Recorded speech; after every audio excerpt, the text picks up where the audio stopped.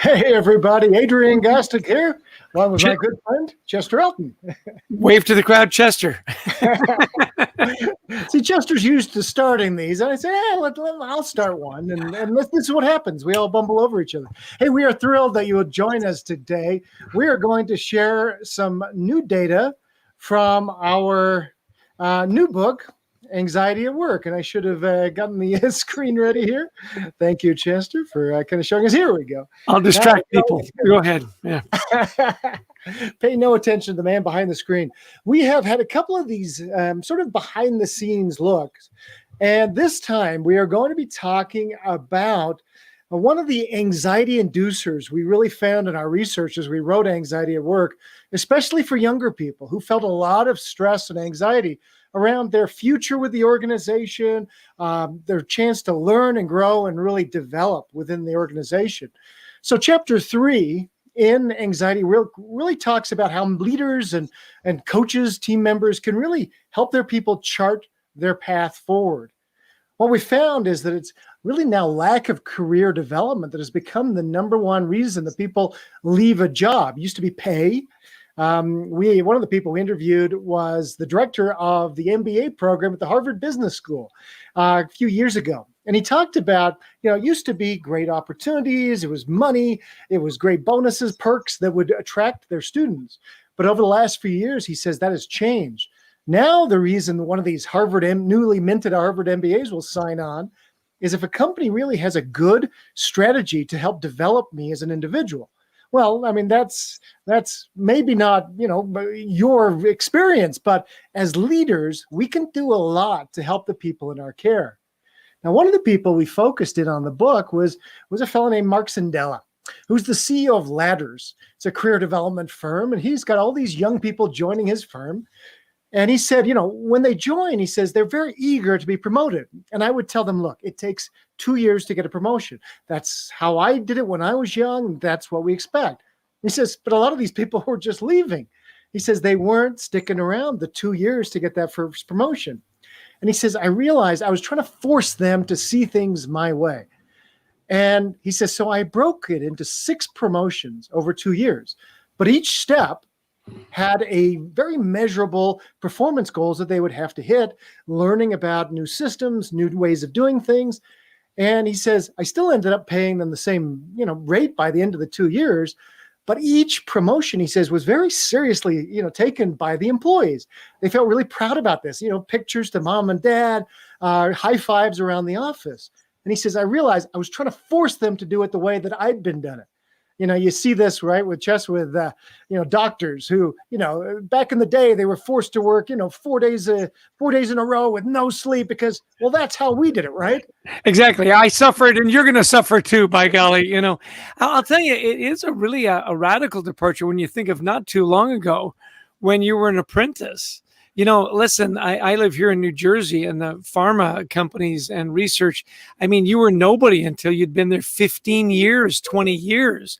So this accelerating and ratcheting up for a lot of older leaders really rubs them the wrong way. And yet it's a really smart way to keep your people growing and developing.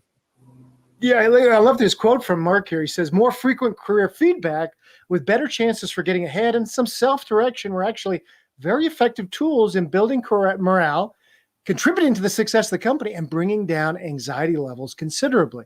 Simple little things, right? Now, I don't know if any of you have seen us do this before. There's a number missing on this watch, obviously the number 4. Now, how would you draw that number? For many people say, look, no, it's an I and a V, right? The trouble is it's not. We've probably all looked at a watch 1,000 times, a clock. 99% of good watches and clocks, it's 4 eyes. Now, some say it's for balance. Others say because of the Roman language that eye and 2 eyes, et cetera, would spell a Roman deity. There's other reasons, but the point is we've all looked at thousands of watches in our clocks, and most of us have never really noticed. Well, that's the idea with career development. Chester and I, we've been studying employee engagement for years, and the biggest aha we've ever had is that engagement isn't this big picture issue. You engage people one by one. And one of the ways you do that is with real career discussions. Now, this is how you help with anxiety levels, is you let people know, I'm watching over you.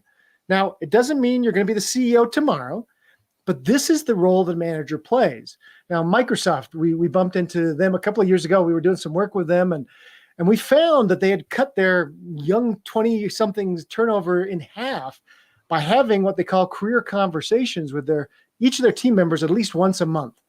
And the idea is it doesn't have to be long, 15, 20, 30 minutes at the most. And the manager plays the role of a coach and says, look, I'm here to listen to you. Where do you want to go in your career?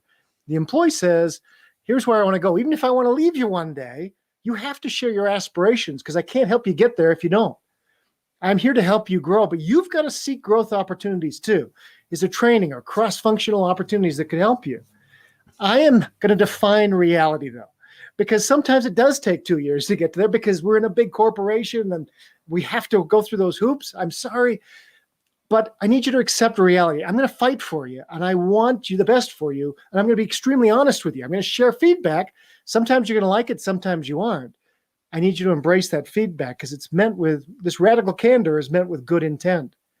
But I'm going to use a balanced approach, which means I'm going to worry about the organization and your career. And I need you to do the same. Worry about the organization, not just yourself.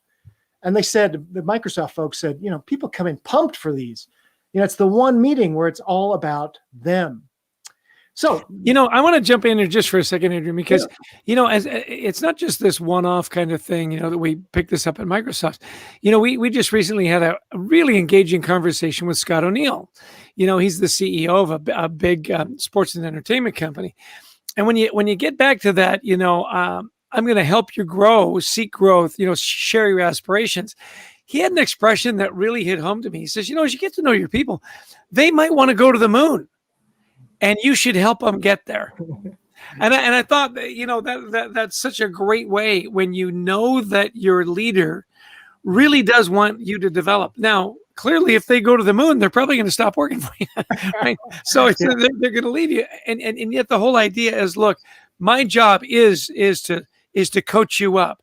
And your job is to let me know how can I coach you up to be the best possible you, whether you stay or not, because it's the right thing to do. I love that. They're going to want to go to the moon, and you should help them get there. And why? Because you're going to lose them. But, your reputation, we're going to talk about this in a minute, your reputation as a talent magnet is going to enhance exponentially. And while people are with you, like the people who work for Scott, they would walk through fire for that guy because they know he's got my best interests at heart, which is phenomenal. So what are they doing? Well, first off, what do millennials look like? What do we find? Well, they are a job hopping bunch. So we're trying to cut down that movement. Now, another thing, 9 out of 10 highly value development opportunities, but only 4 out of 10 said, I've learned anything new in the last 30 days. That is a big, almost 40% gap that we have to, we're almost 50% gap. My math is not right there. Yeah. So, that we have to fill as leaders. We've got to figure out ways to keep our people developing and growing. Now, let me jump in just really quick, Adrian, because, in the chat box here, Mary Gorman brings up an excellent point. While you're doing career development, she says, the stay interview is a great tool for finding out why your employees, will stay or why they will leave. Yeah. And so I love that. You can look at it as career development. You can also look at it as a stay interview. You're not taking people for granted, particularly if you know this particular data, right? That people are going to job hop, and that only 39% say they've learned anything new. Well, those one-on-ones, whether you call it career development, whether you specifically use it as a stay interview, that's valuable time. And exactly right. And you've made the point many times, Jess, is they may come back nowadays. In the old days, you leave IBM, you're gone. And that's no longer the case, right? Right, exactly. Leave and then come back. Some of the best companies we've worked for, people hit a block. Yeah, went off, got some great experience, and came back. Not uncommon at all anymore. You're not the prodigal son. The prodigal son did come back. What I'm saying, you're not persona non grata. Right. Really, we hope you'll grow and develop and speak well of us. Yeah, and come back. Right. Exactly. Love that.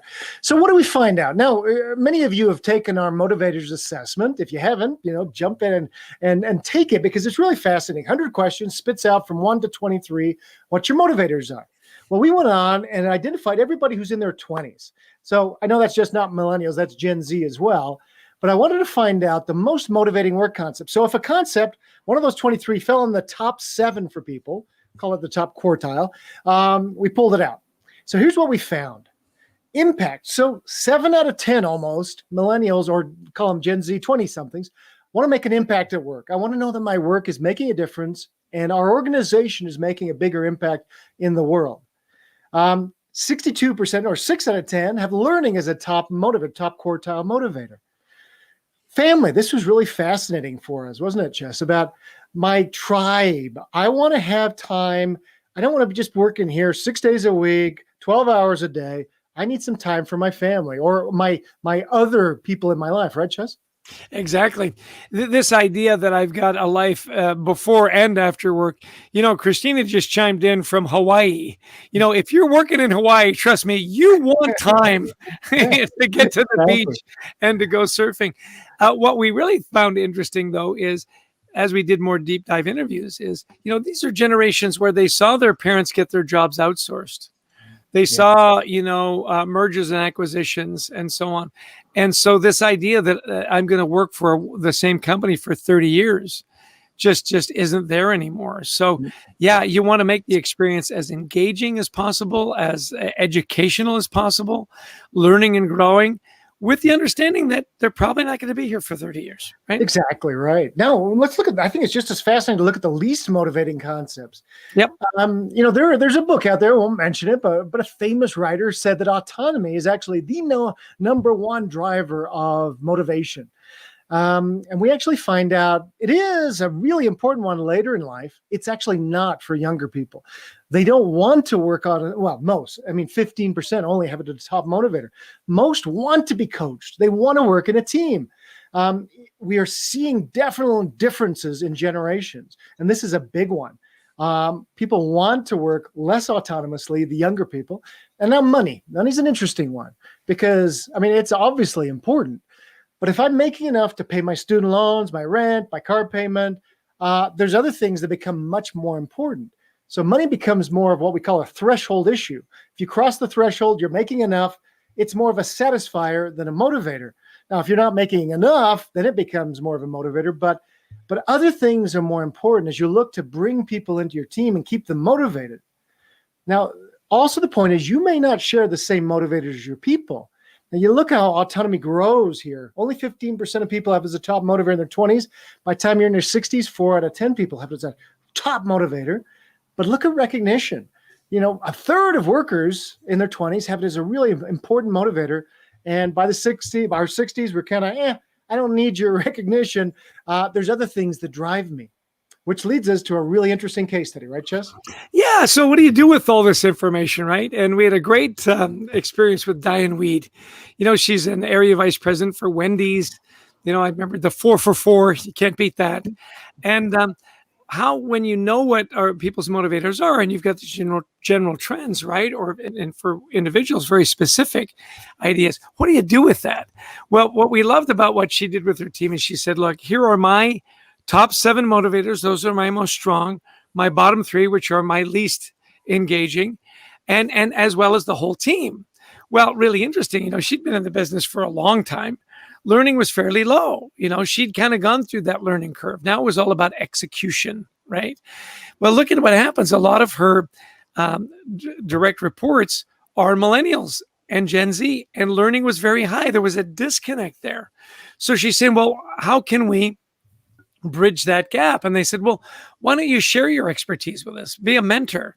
Let's look at, customer reviews. Let's look at Harvard Business Review articles on what customers in fast food restaurants are looking for and so on. So it becomes very interesting that you can see developing others for her is very high. Not a hard thing for her to do. What became really interesting is when she started to look at, what are some of the disconnects? Mm-hmm. She loved pressure. Ridiculous deadline, no time to get it done. She's exactly who you want on that problem, right? Well, look at this. Employee number 8, it was her least most. Now, they knew they didn't get along. They just didn't know why. Because, employee number 8 confessed. She said, look, I love the industry. I love my job. I just don't love who I'm doing it for. Isn't that interesting? I'm not going to leave the industry. I'm not going to leave the logo. I'm going to leave my supervisor. Well, once they could identify that, Diane said, look, I'm going to give you the first heads up. I'm going to make it very clear when the deadlines are. Well, they healed that rift. And remember, employee number 8 said, this exercise saved my job. Yeah. It's the reason that I'm staying. Now, go to the rest of her team. Pressure for a bunch of her. They love it. So if she's got a high pressure situation, guess where she's going? Employee 6, employee 7, employee 9. I mean, they're her peeps, right? They're absolutely her peeps.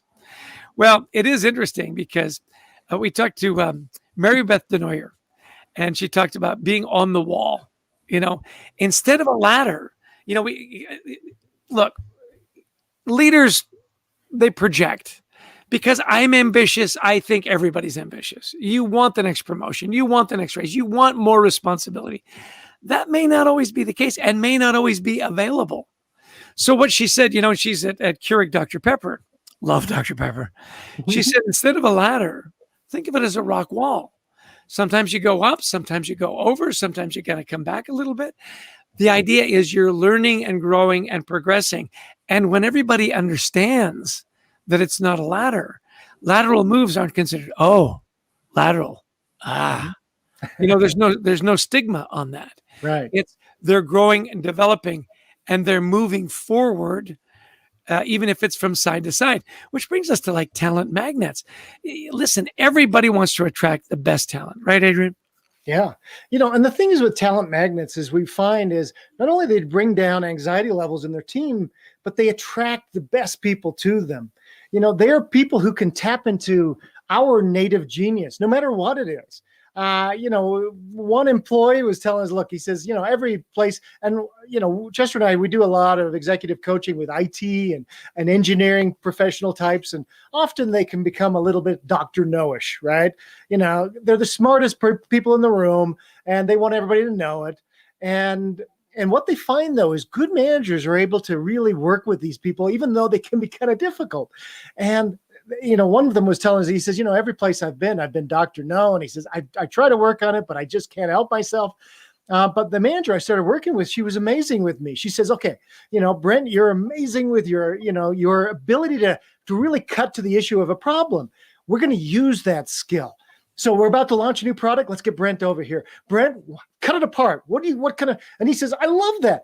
But he says, you know what? She's also earned, though. She comes to me and says, Brent, I need more of you on this.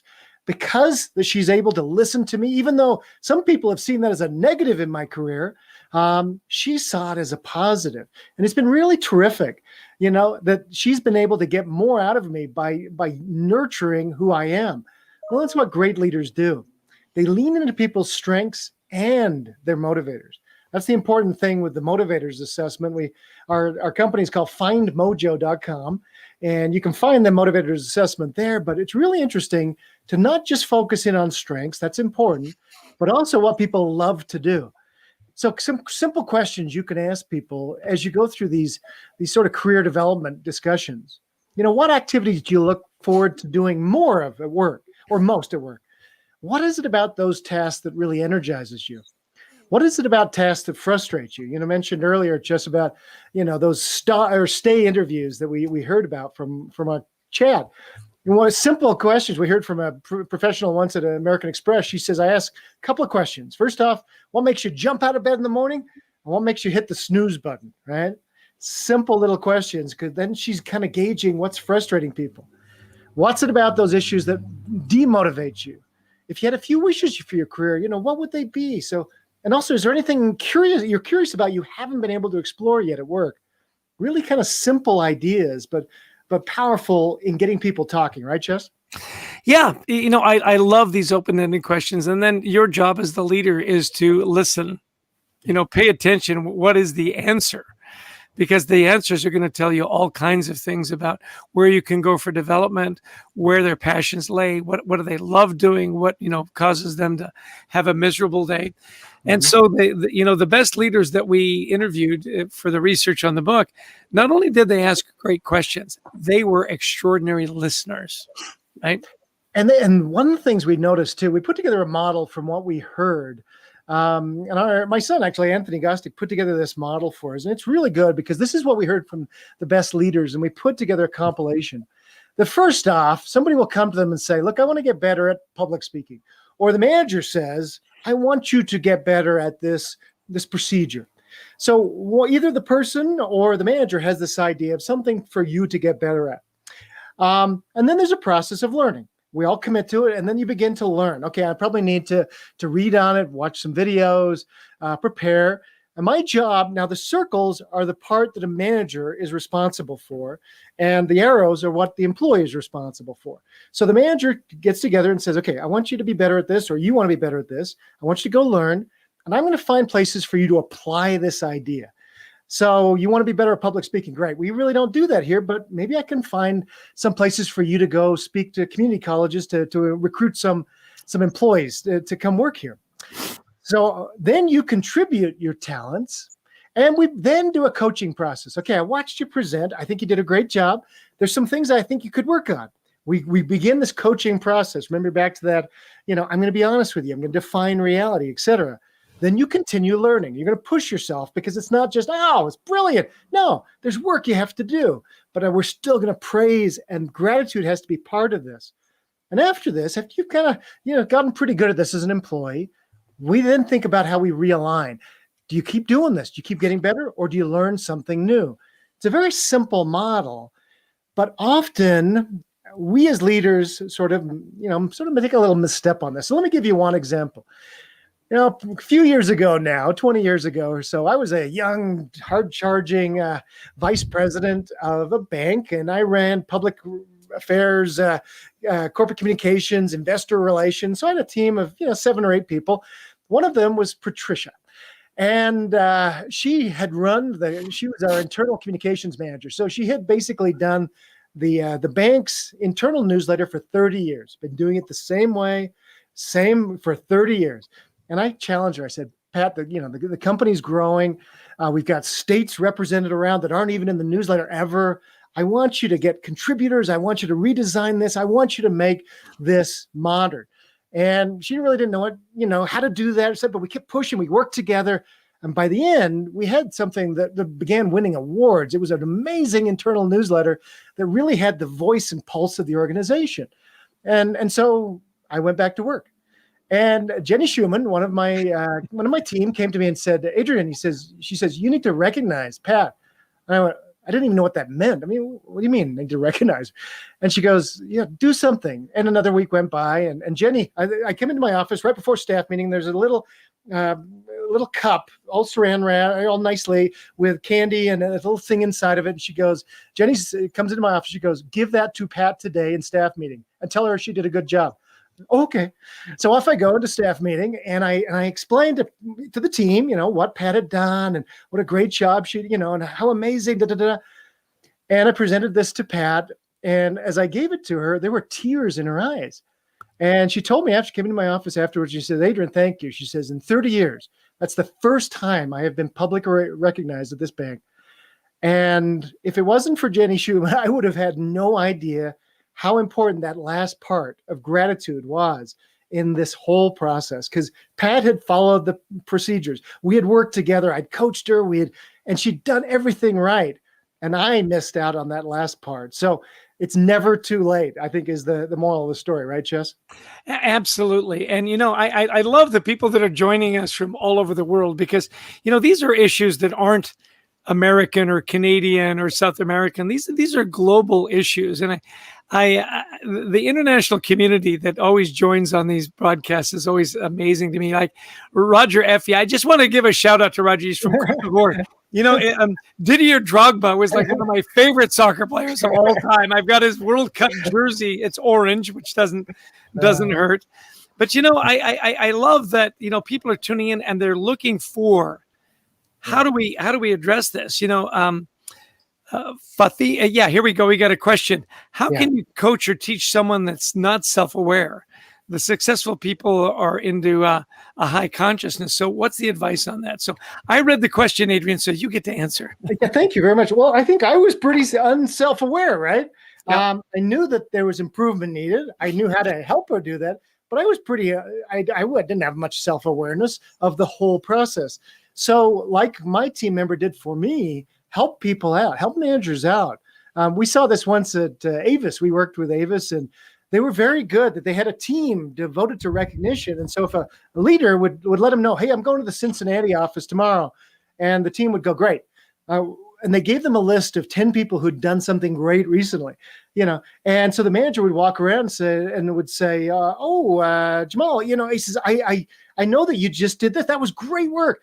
And all of a sudden the employees are going, wow, this leader is really tuned in. So I think the first thing I would say, Jess, is help those leaders out. Absolutely. Have them have the experience. You needed to have the experience. And once you experienced that and it was emotional, you were hooked, Got a question here from Nessa Brazil Hunt. She goes, how can I get a copy of the slide deck? Lucky for you, we're this close to finishing our website on the book, and we'll have all kinds of helps and stuff in there for you. Other than that, our publisher would kill us if we didn't say, or you could buy the book. And the book. It's a really great book. It is a really great book. Yeah. There's so much we can't obviously get into, but right. There's some really great tools in there. And all kidding aside, there is going to be a great book website, and we'll have a lot of videos and testimonials and little helps for you there. So stay tuned. That's great.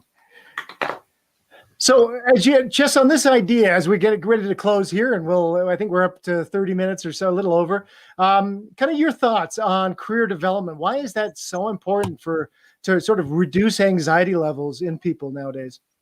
Yeah, I just think that the career development, the stay interviews and so on, what the message is that I'm seen, my opinion matters, right? And that I've got a future here. And when that happens, boy, engagement goes up, productivity goes up, and all those things go up. So, don't discount the idea that you sit down and what your people's aspirations are. If they want to go to the moon, help them get there. If they want to learn to be a good public speaker, figure out a way to get that done, because that message of caring, development, and a pathway forward is very powerful, especially for young people. Exactly right. Love that. Notion's joining us, and she asks, how can we help a leader who's afraid of changing because they've been successful by being demanded, strong-minded, etc.? We see this a lot, don't we? Yes. I've done it this way. It's always worked for me. I'm not changing. Our favorite expression, what is it, Adrian? What got you here won't get you there. Yeah. Well, remember the leader we quoted too, and I'll let you answer because I think it's an important one. Remember the leader who said, in the past, we've used anxiety as this weapon to get people to perform harder, right? Yeah, absolutely. I do like Faith Betcher. She says, any advice to win the Masters golf event? How can you help get into a state of flow and not get angry after a bad golf shot? You know what I do? And I think this really is helpful is every time I make a bad shot with a club, I break the club. Well, before I even get to the second hole, I don't have any more clubs and my anxiety levels go way down. Well, I'm going to come back to this, to this really important question about, what do you do with a leader who refuses to change, or who's, and we see this, right, is that I think fear is the best motivator. And actually that can work in short spurts. But what we see with those leaders is people don't stay, they get burned out. They do not. And also, as anxiety levels are rising, we're now finding about a third of workers around the world are having full-blown anxiety symptoms. You try and manage a team that has that many people who are feeling anxious with an iron fist, it is not going to go well, is it? Nope. Well, we are at the bottom of the hour. Thank you so much. We want to leave you wanting more. We're going to be doing a little insider look at each of the chapters. This is chapter 3, so we got 5 more to go. We'd enjoy, we'll put it up on LinkedIn and Facebook and so on. Other than that, please join us. Follow us on LinkedIn. Follow. We've got a gratitude journal newsletter you can sign up for. Adrian Gostick.com, ChesterElton.com. We really invite you to join us to help remove this stigma that we have around, wellness and especially anxiety in the workplace. We hope you'll join the crusade. And we also have a wonderful online community called We Thrive Together.global. So between LinkedIn, our personal websites, you've got a lot of places to find us. Oh, one last plug is we want you to listen to our podcast. It's called Anxiety at Work. Now, a really dear friend of mine, Byron from LA, he says this is the best podcast he has ever listened to. Wow. Now, I know that he listens to a lot of podcasts. He's also my brother, so take it with a grain of salt. Well, I know Byron. He's a smart guy, so if he says it, I believe it. Hey, everybody, we'll see you again soon. Take care. Be well. Thanks, Cheers. everybody.